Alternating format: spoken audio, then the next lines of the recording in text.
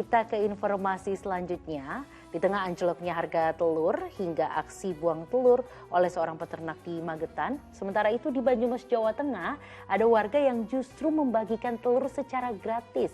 Aksi ini dilakukannya sejak 3 bulan terakhir setiap hari Jumat.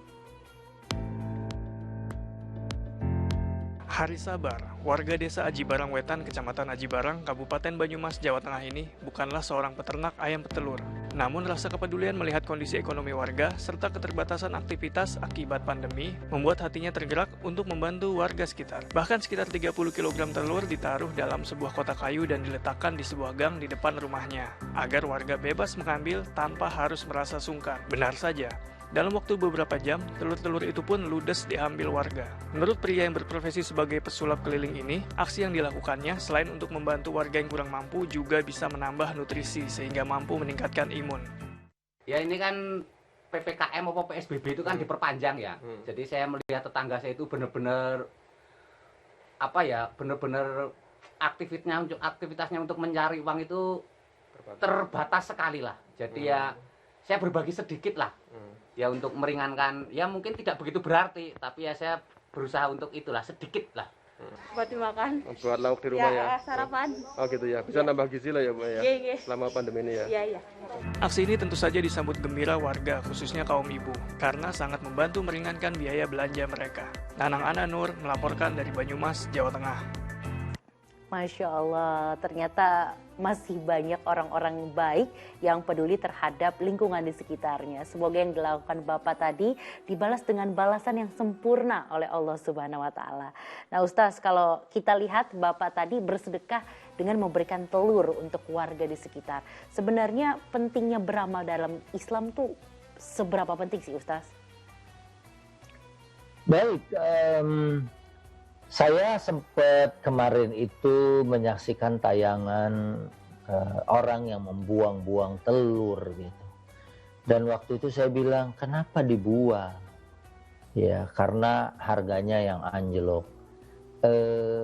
Ya saya sangat menyayangkan sebetulnya ya, karena itu kan tabzir, artinya mubazir. Ya, udah rugi terus malah dibuang. Sangat elegan kalau kemudian dibagikan. Karena oke, saya tidak mendapatkan materi, tapi saya mendapatkan pahala gitu. Kalaulah dia beriman kepada Allah, pasti dia lebih memilih untuk membagikan itu. Ya, dan ya walaupun misalnya cuma 1 butir, kalau itu dibuang sia-sia, innal mubadzirina kanu ikhwana syayatin. Mubadzir itu adalah ya di dalam Quran disebut kawannya setan gitu ya. Dan alhamdulillah ada liputan seperti ini yang kemudian orang betapa susahnya sekarang mencari makanan ya, maka apa yang dilakukan oleh saudara kita yang kemudian dia bersedekah dengan telur, ini makanan yang tidak terlalu mewah tapi cukup bergizi dan insya Allah bisa memberikan manfaat ya, ini insya Allah akan menyelamatkan kita nanti ya, sedekah semacam ini pada kehidupan akhirat. Bisa jadi sebutir telur itu bisa menghindari kita dari neraka. Karena kata Nabi, ittaqun nar walau bisyikki tamratin. Hindarkan diri kita dari siksa api neraka walaupun bersedekah hanya dengan sebutir korma. Karena di sini yang lazim ya sebutir telur, saya pikir harganya mirip lah sebutir telur dengan sebutir korma. Mudah-mudahan menaungi, melindungi kita dari siksaan neraka dan memasukkan kita ke dalam surganya Allah Subhanahu wa Ta'ala. Amin.